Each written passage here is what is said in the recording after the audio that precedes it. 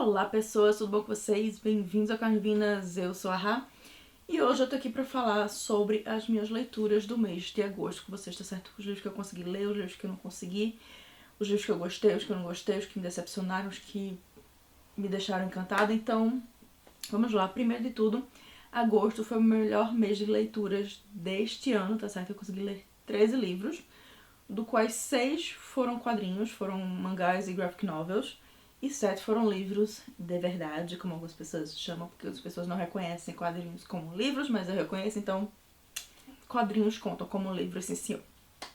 Mas então, eu tive uma TBR bem ambiciosa para esse mês e eu consegui cumprir ela quase toda. Tá aqui o meu spread desse mês do caderno de leitura. Não sei se vocês conseguem ver, está visível com tudo que eu li. Mas das minhas metas de leituras desse mês, que tem o vídeo pra quem quiser ver, com a minha TBR completa, com a minha lista de leituras que eu pretendia fazer esse mês completa, eu vou deixar aqui em cima.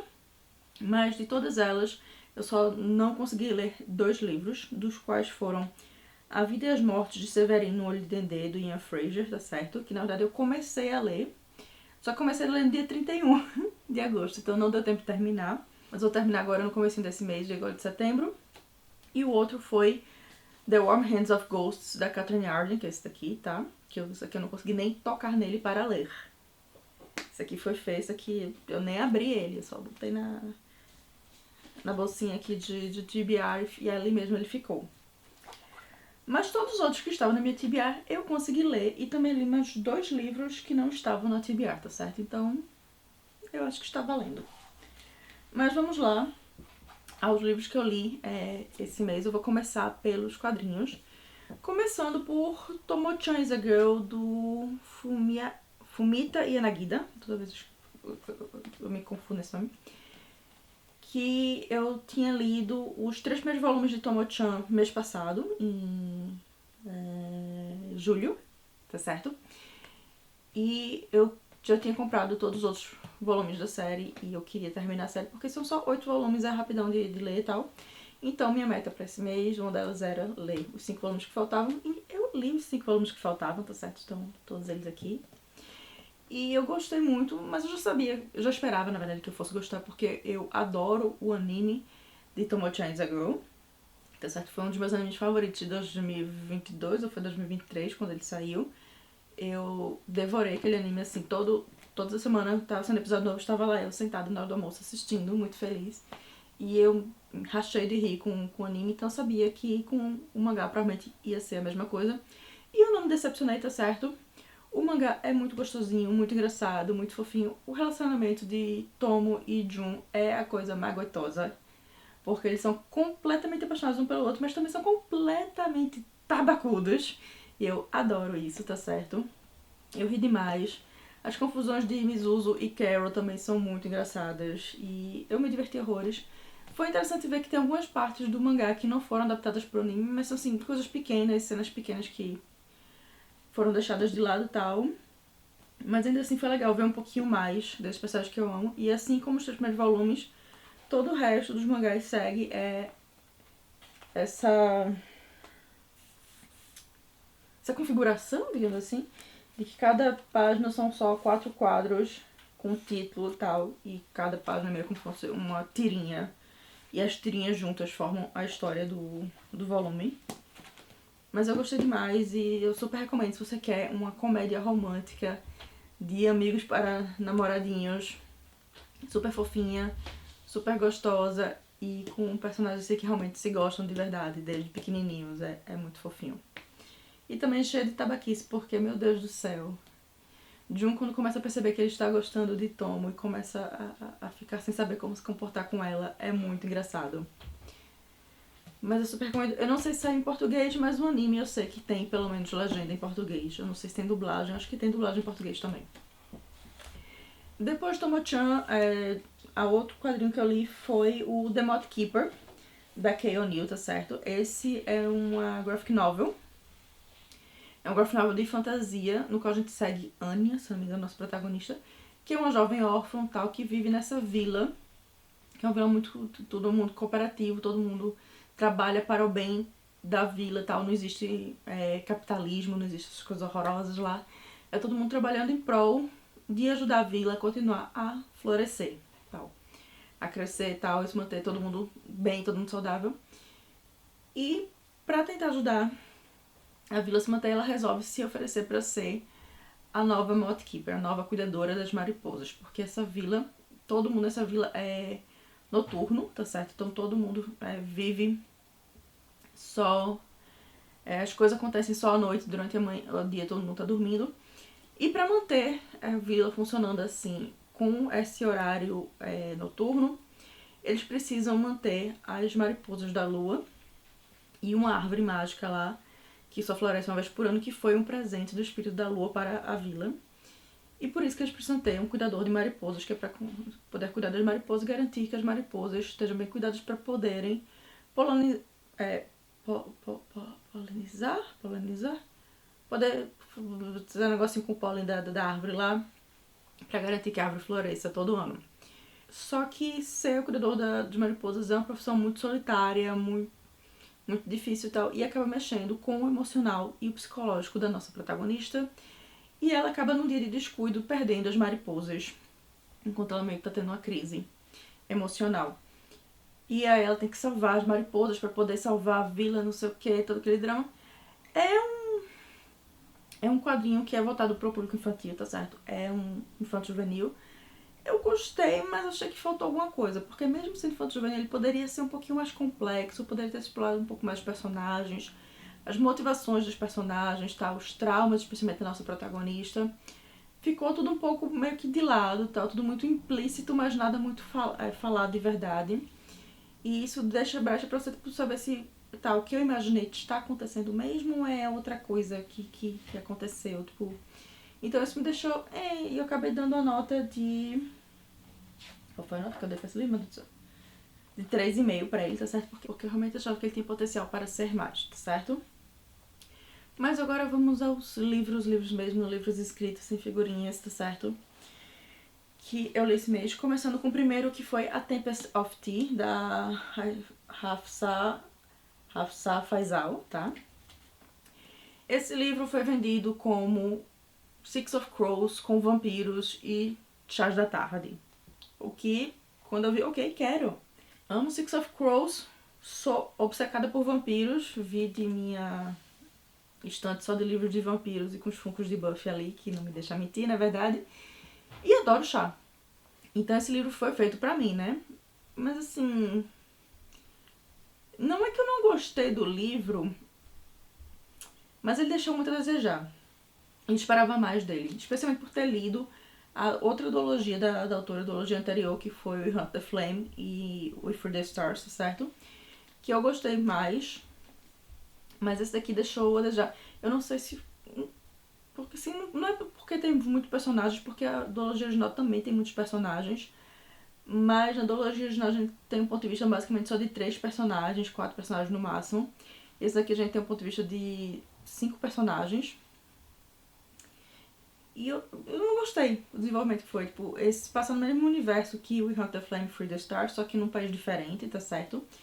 Esse país aqui que se passa é uma versão fantástica da Inglaterra, no qual os vampiros fazem parte da população. As pessoas sabem que vampiros existem, os vampiros fazem parte da população, tal, fazem parte da vida normal. Porém, existem leis para manter os vampiros na linha, tal. Só que os vampiros começam a desaparecer do nada. Tá acontecendo um desaparecimento de vampiros assim. Porém, isso não é importante exatamente para a história, mas está acontecendo, sim, no fundo da história. E a nossa protagonista, a Art, é uma jovem que veio de outro país, que foi trazida para esse país depois que o país em questão, que é a nossa Inglaterra, que invadiu o país dela ser uma versão fantástica do Sri Lanka e tal. E a Art tem vários segredos, ela esconde muita coisa, inclusive do irmão de criação dela, Jim, qual ela salvou quando eles eram criança e basicamente se adotaram e cresceram juntos. Porém, o governo começa a se mexer para acabar com o reinado de Art sobre a parte escusa da sociedade, digamos assim. E ela resolve dar o troco indo roubar uns documentos do governo para poder fazer uma chantagem e tal, e manter sua casa de chá / casa de sangue aberta, porque ela tem uma casa de chá. Que durante o dia é uma casa de chá muito refinada, muito chique, muito cheia de brogodó. E à noite se torna um lugar no qual os vampiros podem ir para beber sangue, sem precisar fazer vítimas, sem precisar atrair ou hipnotizar alguém. Só vai lá e recebe o sangue dos doadorzinhos, tipo, sem estresse nenhum. Só que isso é ilegal. Essa parte do sangue é ilegal, tá certo? Na sociedade. E a arte também lida com segredos, com coisas assim de pessoas de índole duvidosa. Vulgo, ela é Casebreaker sem a bengala, tá certo? Mas faltou alguma coisa no livro, tipo... Primeiro que tudo que aconteceu, eu já sabia que ia acontecer, porque, tipo, quando eu vi as coisas sendo escritas antes, eu, tipo, isso aqui tá óbvio que vai acontecer, sim, isso aqui. Eu já tava matando a charada das histórias dos personagens, do que as pessoas estavam escondendo, sabe, do que ia acontecer. Acho que só teve uma coisa que me surpreendeu no final, e assim, não é uma coisa nem tão... Poxa, foi uma boa surpresa, foi mais uma surpresa, tipo... eu não gostei desse rumo. Eu não gostei do rumo que a história está tomando aqui nesse momento, tá certo? Mas é um livro que, assim, passou por média. Não me ofendeu, nem me deixou super feliz. Me divertiu por algumas horas, mas eu esperava mais, infelizmente. Eu esperava mais desse livro. Eu não sei se eu vou continuar a série porque vai ser uma duologia. Eu estou em dúvida. Mas, assim, talvez eu continue se chegar na biblioteca, mas eu não acho que eu vá comprar o próximo volume, especialmente não vou comprar a edição da Fairyloot pra combinar com essa daqui, porque, assim, a menos que eu leia ele inicialmente, antes de comprar, e goste muito, acho que a autora melhorou muito a história, eu não acho que eu queira ter a série completa na minha estante, tá certo? Mas depois dele eu li outro livro de vampiro, porque sim, porque esse mês foi meio temático, tá certo? Foram 3 livros, 3 não, 4. 5! 4,5 livros com vampiros, né, nesse mês. E o próximo que eu li foi Education Malice, que eu tinha começado em julho, não consegui terminar, mas eu terminei agora em agosto, da St. Gibson, que é a mesma autora de Pacto de Sangue, tá certo? Enquanto Pacto de Sangue é uma releitura de Drácula, contado pelos olhos de uma das esposas de Drácula, esse livro aqui é uma releitura de Carmilla, só que se passa nos anos 60, se não me engano. É 60 ou 50? Eu acho que é 60. 68. Começa em 68, deu certo, setembro de 68. Eu talvez devesse ter lido ele em setembro pra poder ficar melhor, né, mas whatever. Nos Estados Unidos, numa universidade só pra mulheres, tá certo? Porque naquela época ainda tinha segregação, tipo, de universidades pra mulheres, universidades pra homens. E a gente segue duas jovens, tá certo? Inclusive a história é narrada pelo ponto de vista das duas. Laura Sheridan e Carmilla... não tô dizendo o sobrenome Carmilla, mas é... Karnaski? É o mesmo sobrenome da família da protagonista de Carmilla. Whatever. É um sobrenome alemão, se não me engano. E Carmilla é uma jovem austríaca que estuda nessa universidade. E Laura também vai estudar nessa universidade e tal. Só que enquanto Carmilla é uma jovem livre, europeia, refinada, que está nem aí para as regras da sociedade, Laura é uma moça extremamente certinha, criada por pai viúvo numa cidadezinha do interior, no sul dos Estados Unidos, tal, que sempre foi muito religiosa, sempre foi muito certinha, que nunca teve muitos amigos porque ela não tinha essa passagem expansiva. Porém, Laura sempre teve um segredo, que é o fato de que ela é lésbica. Ela se entende como lésbica desde criança, mas por causa da época em que ela nasceu e cresceu, e especialmente do lugar que ela cresceu, ela sabe que isso é errado, que isso é um sentimento corrupto, que isso é um sentimento ruim, então ela mantém esse lado dela super escondido, super preso dentro dela, tal, pra ninguém desconfiar, ninguém descobrir que ela tem esse segredo sórdido, digamos assim, né? Porque por essa época é um segredo sórdido. Até que ela encontra Carmilla e fica obcecada com essa bela jovem austríaca, tal, que é um gênio da poesia, assim como ela, porque ambas são as alunas favoritas da professora de La Fontaine, tá certo? Que é a professora de poesia pelo qual as duas se inscreveram nessa universidade para poderem ser alunas dessa professora. Só que essa professora é uma vampira e ela tem um relacionamento extremamente tóxico com Carmilla, tá? E Laura acaba se envolvendo no meio desse relacionamento tóxico, acaba fazendo parte disso, meio que vira um triângulo de toxicidade entre as três. E é um livro, assim, que eu gostei, mas eu também esperava mais dele. Eu gostei muito do começo, quando começa a história a acontecer e tal, mas do meio pro final ele me deixou meio na mão. Porque eu achei que as coisas demoraram demais pra acontecer. Tipo, Laura e Carmila, duas pamonhas pra fazer as coisas, tá certo? Ah, não, mas porque Della Fontaine isso, Della Fontaine me falou pra gente fazer isso, a gente tem que fazer... Não, minha gente, ação, por favor, tem um pingo de iniciativa vocês duas. Eu não gostei, tá certo, da personalidade delas serem extremamente passivas e deixarem Della Fontaine pintar e bordar com elas. Mesmo quando elas percebem que Della Fontaine está fazendo uma coisa errada, está fazendo uma coisa que tá dando ruim pra todo mundo, tá certo? Não só elas, não só essas três bonitas, mas toda a universidade fica meio que em perigo por causa das merdas que Della Fontaine faz e elas ainda ficam, ah, não. Duas Genza, tá certo? Eu não gostei disso. O final também eu achei bem quen, eu esperava mais do final. Não é exatamente um confronto maior tal, mas um final mais bem resolvido, que mostrasse que elas conseguiram se livrar desse relacionamento tóxico e no final não, elas simplesmente aceitaram o relacionamento tóxico como parte da realidade delas, de certo modo, como parte da identidade delas. Eu não sei, eu não gostei, tá certo? Eu amo o Pacto de Sangue, apesar que eu também não gosto do epílogo de Pacto de Sangue, eu acho o epílogo dele completamente desnecessário, é a pior parte do livro pra mim. E nesse daqui não foi tão ofensivo quanto o epílogo de Pacto de Sangue, no final desse livro, mas eu achei assim que o autor poderia ter feito melhor, tá certo? Então é um livro que eu acabei dando 4 estrelas, assim, beirando o 3.75, beirando 3.75 estrelas, eu acabei dando 4 só pra arredondar mesmo, porque eu fiquei preguiça de pintar só 0.75 da estrelinha no meu caderno de leitura. Mas é um livro aceitável. Eu gostei assim, de ver vampiros como vilões, de novo, tal, com seres noturnos, malignos e que não ligam pra humanidade exatamente. Mas os personagens em si deixaram a desejar pra mim. O final delas, porque elas não tiveram exatamente desenvolvimento de personagem, na minha opinião. Elas como começaram, meio que terminaram, não teve realmente uma grande quebra do que elas eram no começo. Depois disso eu li mais um livro de vampiro que foi House of Hunger, da Alex Henderson, tá certo? Que é mais um livro de vampiro com uma pegada sáfica. Esse daqui na verdade não é nem um livro de vampiro exatamente porque as pessoas aqui não são exatamente vampiros, porém bebem sangue.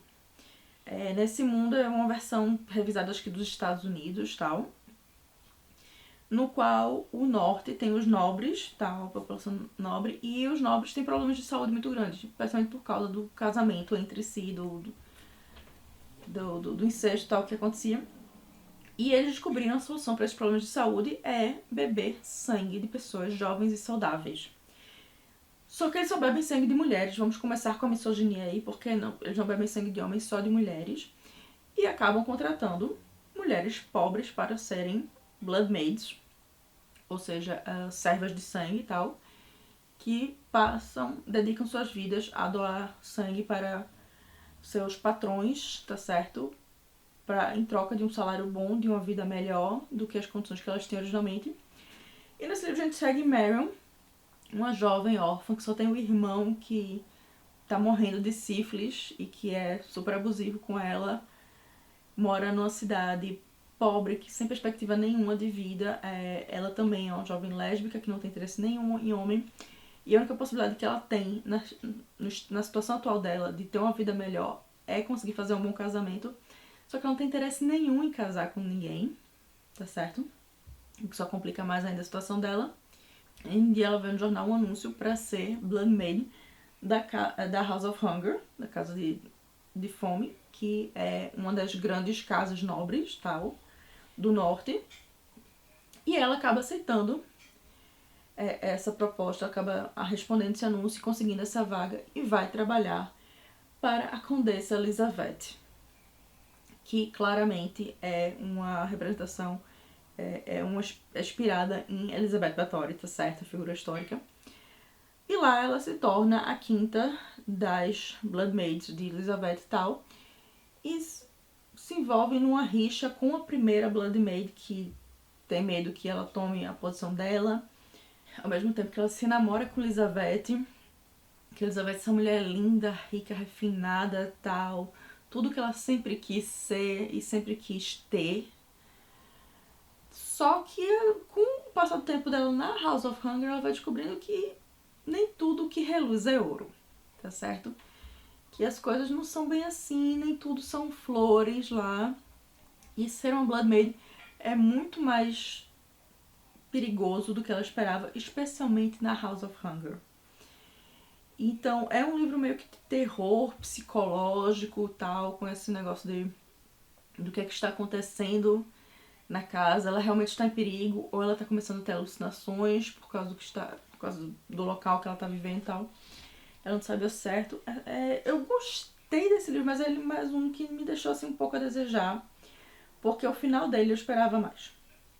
O final dele meio que se resolve, não exatamente muito fácil, mas mais fácil do que deveria.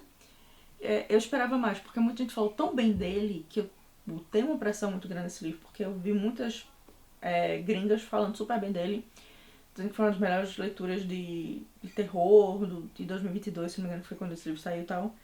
Então eu botei muita pressão no livro em si, mas ele deixou a desejar.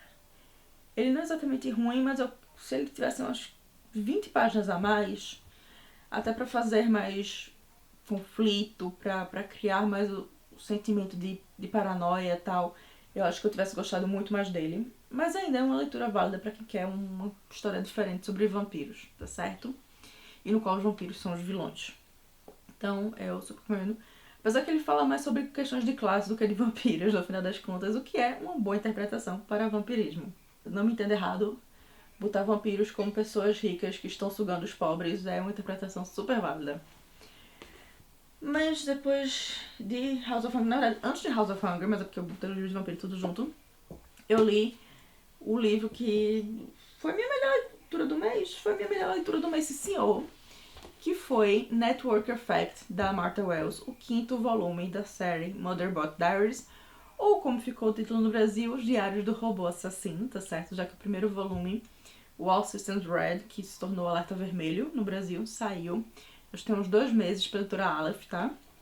E assim, eu amo essa série. É atualmente minha série de ficção científica favorita. É que ainda está saindo, tal, favorita. Eu sou apaixonada por Motherbot. Ele é um dos meus personagens favoritos da literatura, tá certo? Meu personagem favorito da literatura de ficção, diga-se de passagem, de ficção científica. E esse livro é o primeiro que é mais grandinho, porque normalmente os livros de Motherbot são 200 páginas no máximo. Esse daqui tem 300 e pouquinho, 350, 350 certinho, páginas, tal. Então ele é o maior, até agora, da série.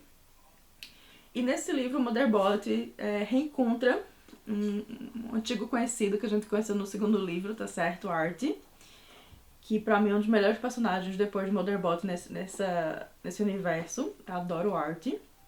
E a gente reencontra ele aqui agora nesse 5º livro. Só que dessa vez, Motherbot tem um trabalho um pouco diferente. Porque além de ter que proteger seus humanos e tal, ele também tem a missão de ser babá. Babá porque ele está cuidando de uma das filhas da pessoa que meio que salvou ele no final de tudo. Que deu a ele a possibilidade de ser um ser independente e não ser mais só uma propriedade da empresa para a qual ele trabalhava, da qual ele era propriedade literalmente. Ele deve muito a Tora Mensa, então por isso ele fica mais focado ainda em proteger a filha dela e tal, pra evitar que qualquer coisa aconteça com a menina. Então, e é uma confusão assim que envolve coisas que a gente não tinha visto antes nesse universo, que eu não vou falar porque são meio que spoilers, tá certo? Mas é muito legal. Pareceu um episódio super sarcástico de Star Trek. Essa sensação que eu tive. Um episódio extremamente sarcástico de Star Trek, porque Motherbot é o rei do sarcasmo e eu amo ele por isso.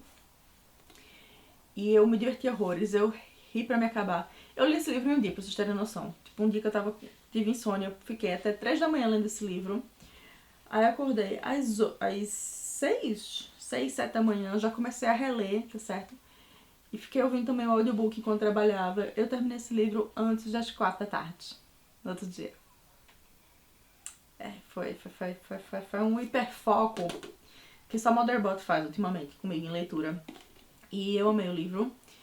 Eu amo essa série, eu super recomendo. E já quero começar o 6º, porque já está no meu Audible. O audiobook do 6º livro, tá certo? Então, porque já saiu o 7º. O 7º acho que saiu esse ano, então tenho mais 2 livros de Motherboard pra ler. E o próximo livro que eu li foi o e-book que eu peguei na biblioteca, que foi o Sweet Bean Paste, do Durian Sukegawa, tá certo? Esse é um livro japonês, eu li a tradução pro inglês, tá? Ele ainda não foi traduzido pro Brasil, infelizmente, mas é uma história super fofinha. Nesse livro a gente segue Setaro? Sekaro? Acho que é Setaro o nome do nosso protagonista, que é um homem de seus 30 e poucos anos que está preso num emprego que não traz felicidade pra ele, não faz nada, mas ele tem que continuar nesse emprego pra poder pagar uma dívida que ele tinha com o dono do shopping, no qual ele trabalha, que é um shopping de doriyaki, que é uma panquequinha japonesa recheada com uma pasta doce de feijão, tal, que é o sweet bean paste, do nome do título do livro. E ele tá preso nesse emprego, tá completamente desiludido com a vida, ele não tem nada que ele goste na vida dele, que ele se sinta feliz. Até que um belo dia uma senhorinha de seus 60 e poucos anos pergunta se a vaga de ajudante no shopping ainda tá aberta e que ela quer trabalhar lá. Só que ela tem as mãozinhas deformadas, tá? Então ele não acha que ela vai conseguir dar conta, só que ela diz que não, tem experiência fazendo sweet bean paste e tal. E ele acaba contratando ela, mesmo achando que isso não vai dar certo, porque ela fica enrolando ele até ele contratar ela. E aí começa uma grande amizade entre esses dois personagens, que são completamente diferentes, mas ao mesmo tempo tem coisas tão parecidas um com o outro. Enquanto Tokui, acho que é Tokui o nome da senhorinha, vai ensinando Setaro a fazer a pasta doce de feijão, ela também vai ensinando ele a ver a vida com outros olhos, tal, e ver que nem tudo é tão ruim quanto pode parecer no momento. É uma história muito fofa, muito cuti-cuti. Se não fosse Motherboard, teria sido meu livro favorito do mês. Tá certo? Só não foi meu livro favorito do mês porque Motherboard.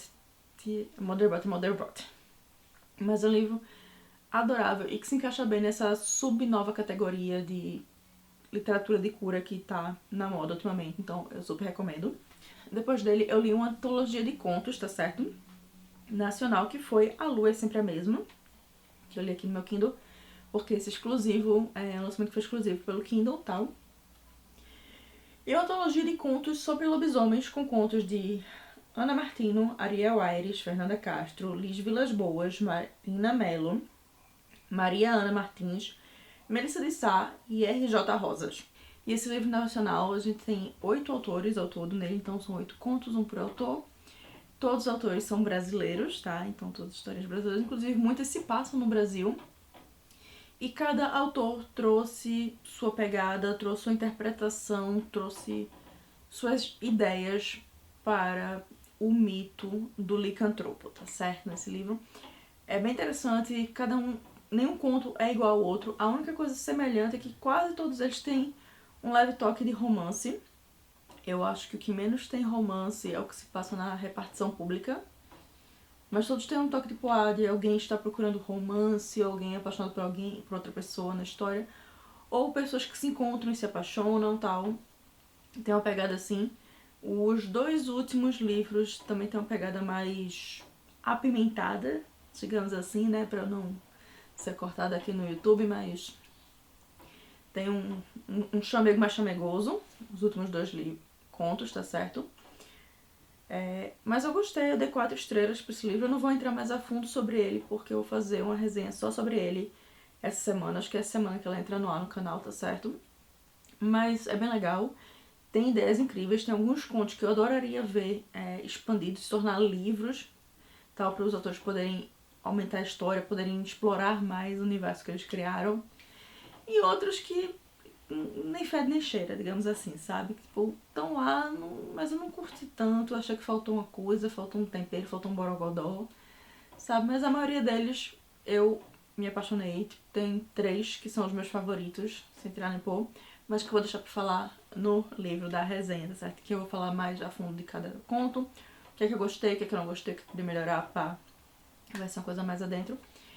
E depois dele, o último livro que eu li em agosto, que eu li no dia 30 de agosto, que eu comecei e terminei no dia 30 de agosto, foi Winter Lost, da Patricia Briggs, tá certo? Que é o volume 14 da série Mercy Thompson, que, como vocês podem imaginar, por ser o volume 14 e eu estar lendo ele, é uma das minhas séries de fantasia urbana favorita. Na verdade, eu diria que é a minha série de fantasia urbana favorita, porque foi a que melhor manteve a história, que melhor envelheceu, porque é uma história que começou em 2015, então assim, são 9 anos de Dona Patricia Brooks escrevendo esses livros, tá? Eu acho que foi 2015 que o primeiro foi publicado, se eu não me engano.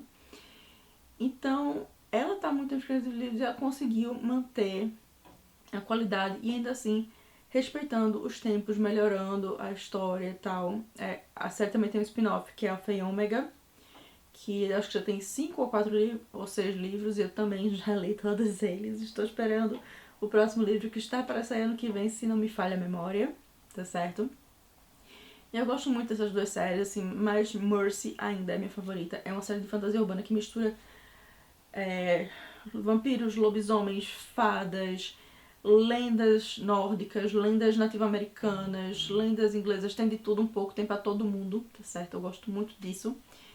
E eu gosto muito também como Patricia Briggs explora os personagens, e não só a parte fantástica deles, mas suas partes humanas, tipo, seus traumas, seus motivos, suas motivações, seus laços de amizade com outros personagens e tal. Eu amo isso e gosto muito. Esse livro eu dei 4,5 estrelas pra ele, porque foi divertido, foi rápido, foi interessante, explorou coisas novas e tal, e a gente pode ver mais do relacionamento de Mercy com o marido dela, que eu não vou dizer que é o marido dela porque isso é spoiler, porque eles só casam no meio da série, de como eles estão lidando com os traumas que eles passaram nos últimos livros e tal. Eu gostei muito, especialmente, de lidar com os ataques de pânico que Mercy tem agora. Eu curti muito como Patrícia tá explorando isso. E é um livro que eu me diverti muito, que eu gostei, que eu ri, que... Porque Mercy é uma personagem assim, que eu tenho um carinho muito grande pra essa personagem, sério. Ela é sarcástica, ela é independente, ela sabe que ela não é o maior cão na briga, mas ainda assim ela está lá brigando pelo que ela acredita, sabe? Eu gosto muito dela. E eu gostei muito desse livro, de como esse livro lidou com as questões dos livros anteriores, pá. A história é bem interessante. E a gente explora e a gente tá explorando uma outra parte do universo, agora a gente tá entrando mais na mitologia nórdica. Dessa vez, em vez de ser só as mitologias germânicas e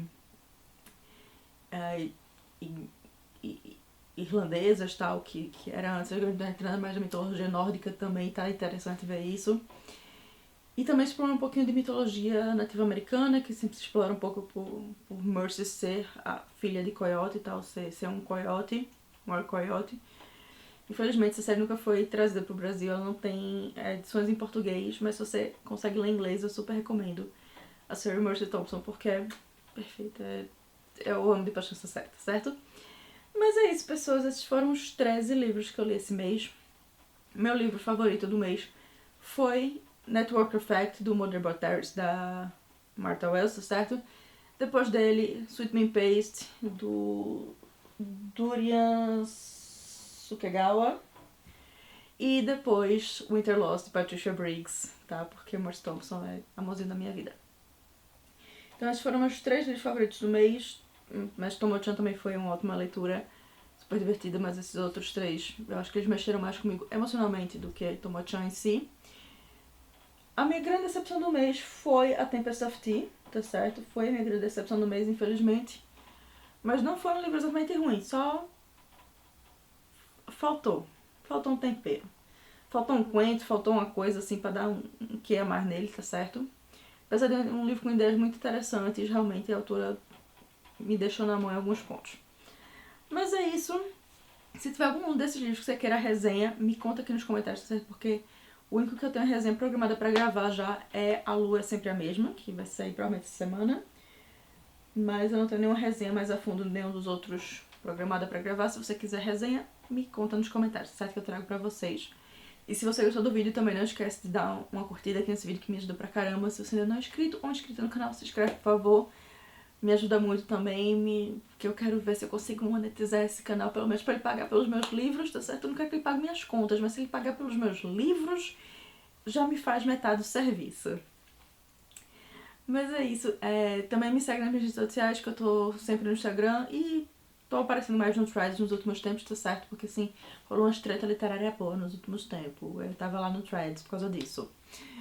Mas me segue nessas duas redes sociais, que são as que eu mais uso, eu não vou falar das outras porque o passarinho morreu, que eu me recuso a chamar pelo outro nome, mas é o passarinho morreu. Facebook eu só faço repostar o que eu posto aqui. E TikTok realmente eu sou uma falha, eu sou uma tia velha que tem o TikTok, mas toda vez esquece de postar lá, então é isso. Mas fico por aqui e vejo vocês no próximo vídeo, tá certo? Tchau!